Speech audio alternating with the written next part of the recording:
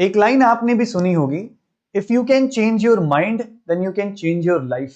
और इस लाइन को प्रूव करके दिखाया है संपदा ने, जिन्होंने अपनी मैरिड लाइफ होने के बावजूद, बहुत सारे अप्स एंड डाउन्स फेस करने के बावजूद इस बार जेआरएफ में 101 रैंक हासिल करी है। तो आइए बात करते हैं संपदा से। आपका बहुत बहुत स्वागत है इस प्लेटफॉर्म पे संपदा। Yes sir, thank you so much. आपने आईएफएस के प्लेटफॉर्म पे मुझे बुलाया। ओके, तो थोड़ा सा पीछे से शुरू करते हैं। पहले आप थोड़ा अपने बैकग्राउंड के बारे में बताइए। सर मैंने मेरा मास्टर्स कंप्लीट किया 2020 में शिवाजी हम्म। यूनिवर्सिटी कोल्हापुर। मैं कोल्हापुर से हूँ और मेरी जो मास्टर्स हुई है वो शिवाजी यूनिवर्सिटी के ही अंडर तासगांव में मेरा कॉलेज है, पद्म हम्म। भूषण वसंतराव दादा पाटिल महाविद्यालय। उधर से हम्म। मैंने एमएससी की 2020 में। और उसके बाद जैसे ही मेरी एमएससी कंप्लीट हो गई तो मेरी शादी हो गई। हम्म। शादी के बाद मैंने 1 मंथ में मुझे जॉब मिला। R N D chemist, as R N D chemist में जॉब करती थी और 1.5 साल तक मैंने जॉब किया। फिर क्या हो रहा था, काम, घर का काम और वो पूरा कंपनी में जो काम था वो हम्म। मुझे मैनेज नहीं हो रहा था। तो मैंने डिसाइड किया कि मुझे जॉब छोड़ना है। और बाद में मुझे रियलाइज हुआ कि मैं अगर स्टडी कर सकती हूँ और उसमें कुछ हो सकता है, इसीलिए मुझे मेरे फ्रेंड ने सजेस्ट किया, वो अभी पीएचडी कर रहा है, कि हम्म। तू स्टडी कर, सीएसआर नेट वगैरह एग्जाम होते हैं और पीएचडी ज्वाइन कर, उधर फेलोशिप भी मिलती है अच्छी, तो हम्म। तेरा हो जाएगा। इसीलिए मैंने और मेरे हस्बैंड ने भी मुझे सपोर्ट किया और वो बोले कि तू स्टडी कर और हम्म। पीएचडी कर, तो तेरा एम है अगर तो कर। इसलिए मैंने पीएचडी ओके। करने का सोचा और आईएफएस में क्लासेस ज्वाइन किए। ओके, तो जैसे कि आपने बताया कि आपकी शादी हो गई थी, तब आपने फिर जॉब भी ज्वाइन करी। तो क्या आपको, जैसे बहुत सारे ऐसे एस्पायरेंट्स आपको सुन रहे होंगे शायद, जिनकी शादी हो चुकी होगी और उनके मन में भी कहीं ना कहीं आता होगा, क्या मुझे एक दूसरा मौका अपने आप को देना चाहिए। तो ये डिसीजन एक बहुत बड़ा डिसीजन रहा होगा, तो इसके दौरान क्या क्या चैलेंजेस आपको फेस करने पड़े और इसको कैसे आप ओवरकम किया आपने फिर। सर मुझे जब जॉब मैंने छोड़ी तो हम्म। मुझे पहले लग रहा था अगर मैं स्टडी करूँ तो मुझे मेरा जो इनकम मिल रहा था तो मुझे नहीं मिलेगा, यस। मुझे तो पे करना पड़ेगा। लेकिन उसके बाद मैंने 2-3 महीने घर में रही जॉब छोड़ने के बाद। लेकिन घर में मुझे ऐसे हो रहा था कि मैंने पढ़ाई तो की है, एमएससी तक मैंने पढ़ा है, लेकिन उसका यूज क्या करना है मुझे। तो हम्म। बाद में मैंने सोचा कि अगर मैं करूँ तो मैं कुछ तो कर सकती हूँ, इसलिए मैंने आईएफएस के ऑनलाइन क्लासेस ज्वाइन किए। फिर हम्म। हुआ कि मैं आईएफएस के ऑनलाइन क्लासेस कर रही थी तो घर का सारा काम और आईएफएस के क्लासेस हम्म। ऑनलाइन मुझे नहीं हो रहा था। हम्म। ऑनलाइन भी पढ़ाई कर सकते हैं लोग, लेकिन मुझे क्या हुआ, मैनेज नहीं हो रहा था मुझे घर में, इसलिए मेरे यस। यस। हस्बैंड ने बोला कि तू ऑफलाइन ही जा और हम्म। ऑफलाइन कर, इसीलिए मैं इधर आई पूना में। ओके, सो ऑनलाइन, क्योंकि घर की रिस्पॉन्सिबिलिटीज भी आपके ऊपर थी, अब हाँ उसके साथ क्लासेस को लेना मेरे ख्याल से वहां मुश्किल आ रहा था, तो फिर आप ऑफलाइन के लिए को आपने प्रेफर किया। हाँ सो अब जैसे कि आपने यहाँ पर ऑफलाइन में जब आप शिफ्ट हुए होगे, तो हाँ। आपका, जैसे दूसरे स्टूडेंट्स थे, अभी वो की तो कॉलेज गोइंग स्टूडेंट्स थे, या उनके ऊपर वो रिस्पॉन्सिबिलिटीज नहीं थी, तो क्या वहां पे भी कुछ चैलेंजेस फेस किया आपने। हाँ मतलब सारे जो स्टूडेंट्स थे तो हम्म। वो अनमैरिड थे। और हम्म। मैं और मेरी और एक फ्रेंड थी, वो मैरिड थी, लेकिन वो शादी के बाद सीधा इधर आई थी। अच्छा। और मैं शादी के 2 साल बाद इधर आई थी, तो मुझे थोड़ा अनकंफर्टेबल लग रहा था उनके साथ रहना। हाँ। और हॉस्टल में मैं रह रही थी जब आई थी इधर। हम्म। तो सब लोग एक साथ, पढ़ाई नहीं हो रहा था सबका, क्योंकि हम्म। सबका अलग अलग सब्जेक्ट होता है, मेरा अलग, मेरे रूममेट का अलग, इसलिए पढ़ाई नहीं हो रही थी मेरी। हम्म। तो थोड़ा मैनेज करना पड़ा उस बार। ओके, तो अब जैसे आपने थोड़ा सा ब्रेक लिया था, तो जब स्टार्ट करने को हुआ आपको केमिस्ट्री, तो फिजिकल, ऑर्गेनिक, इनऑर्गेनिक, अब ये 3 सेक्शंस हैं, तो आप सब में बराबर कंफर्टेबल थे या किसी एक सब्जेक्ट के प्रति आपका प्रेफरेंस था। नहीं सर, क्योंकि मेरा ऑर्गेनिक केमिस्ट्री स्पेशलाइजेशन था। ओके। फिजिकल थोड़ा मुझे थोड़ा फार अच्छा लगता था, फिजिकल हम्म। फिजिकल केमिस्ट्री, लेकिन जो इनऑर्गेनिक केमिस्ट्री है उसका तो मुझे आता ही नहीं था, क्योंकि मैं ऐसा हो रहा था कि मुझे शुरुआत से पूरा करना पड़ा इनऑर्गेनिक। सबको इनऑर्गेनिक अच्छा लगता है, इनऑर्गेनिक इजी जाता है, लेकिन हाँ। मेरा ऐसा था, मुझे ऑर्गेनिक केमिस्ट्री समझ आ रहा था क्योंकि हम्म। मेरा स्पेशलाइजेशन था, और फिजिकल थोड़ा आता था, पूरा भी नहीं। और हम्म। इनऑर्गेनिक था जो मुझे शुरुआत से पूरा करना पड़ा चालू। तो हम्म। मैं जब आईएफएस में आई तब मैंने इनऑर्गेनिक सीखा है, पूरा इनऑर्गेनिक। तो जहां तक मुझे पता है कि दर्शन और आप साथ में पढ़ते थे, मैं व्यूअर्स को बता दूं, अभी कुछ दिन पहले ही चैनल पे हमने दर्शन का भी इंटरव्यू लिया था। तो आप लोग को आपको उनसे कितना मदद मिला पढ़ते वक्त, और क्या साथ में पढ़ने से बेनिफिट होता है? हाँ सर, साथ में पढ़ने से बहुत बेनिफिट होता है, क्योंकि हम्म। दर्शन का जो सब्जेक्ट था स्पेशलाइजेशन, वो इनऑर्गेनिक केमिस्ट्री था, और हम्म। मेरा ऑर्गेनिक केमिस्ट्री। और इनऑर्गेनिक मुझे नहीं आता था, और ऑर्गेनिक उसका वीक पॉइंट था।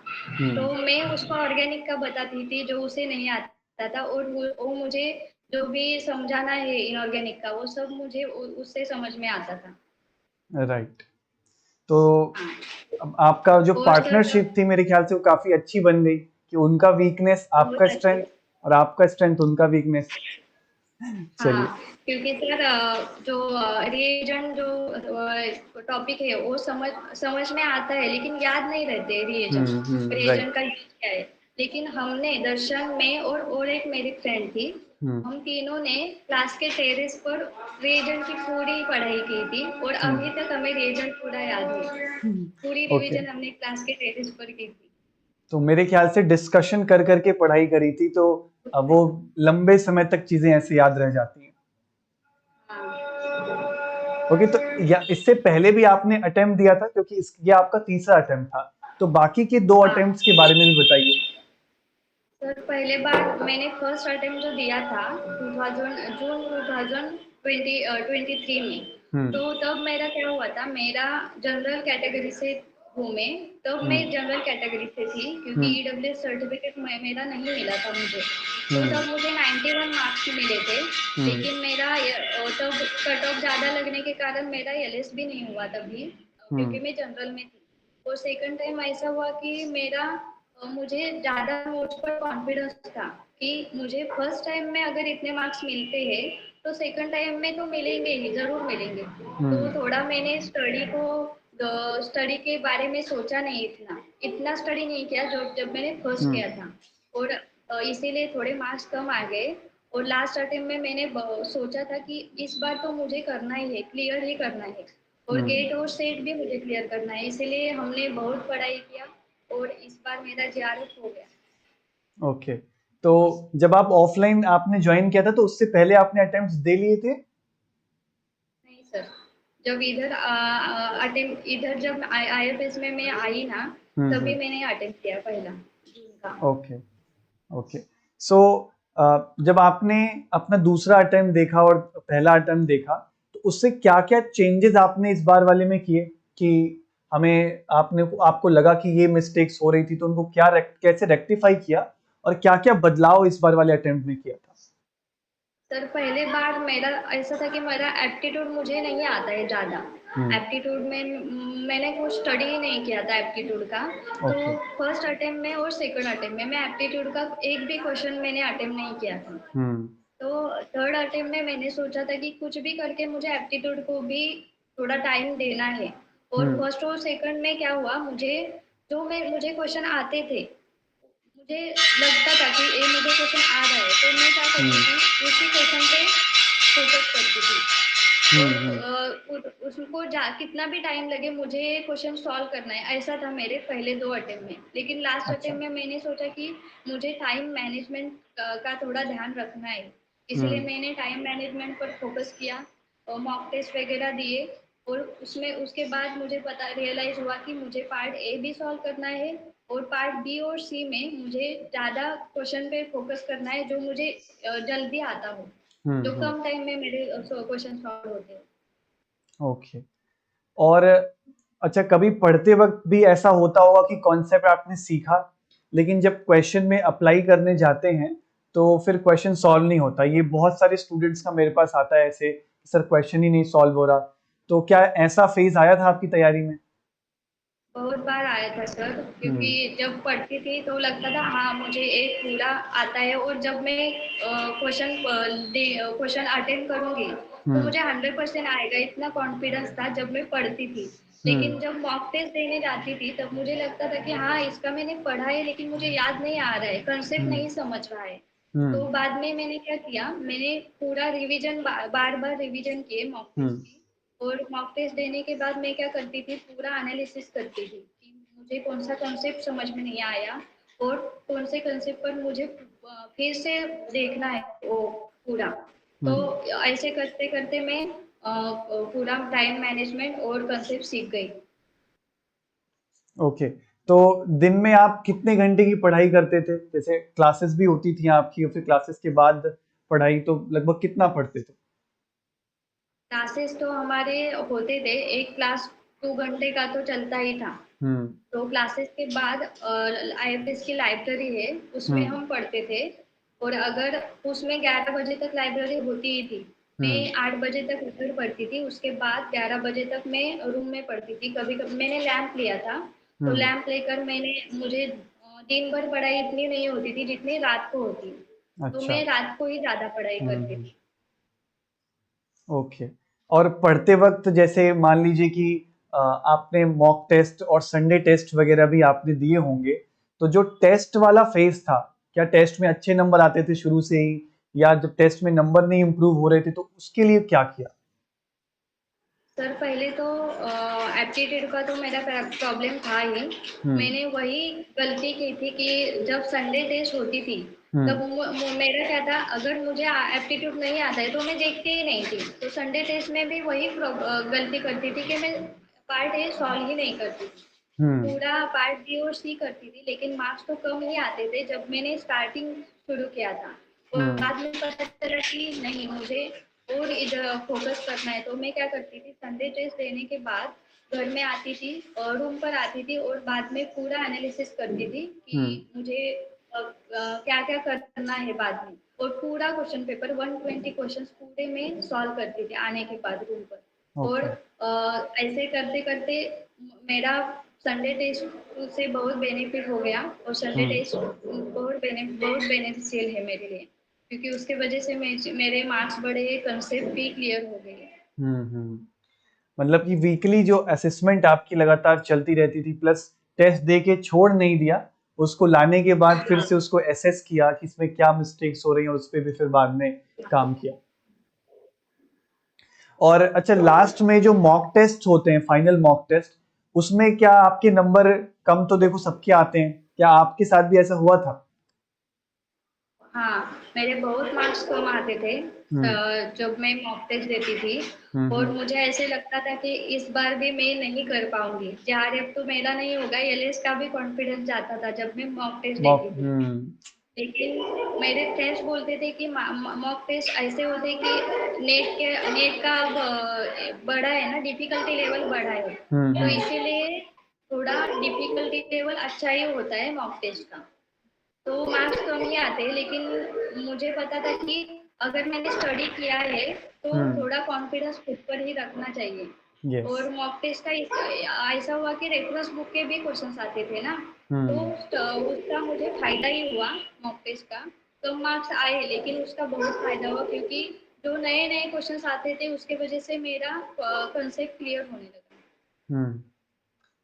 तो अच्छा, बीच में तैयारी के फेज में जब डीमोटिवेशन आता है, कभी लगता है कि यार सेल्फ डाउट आने लगता है, तो उससे कैसे कोप अप किया?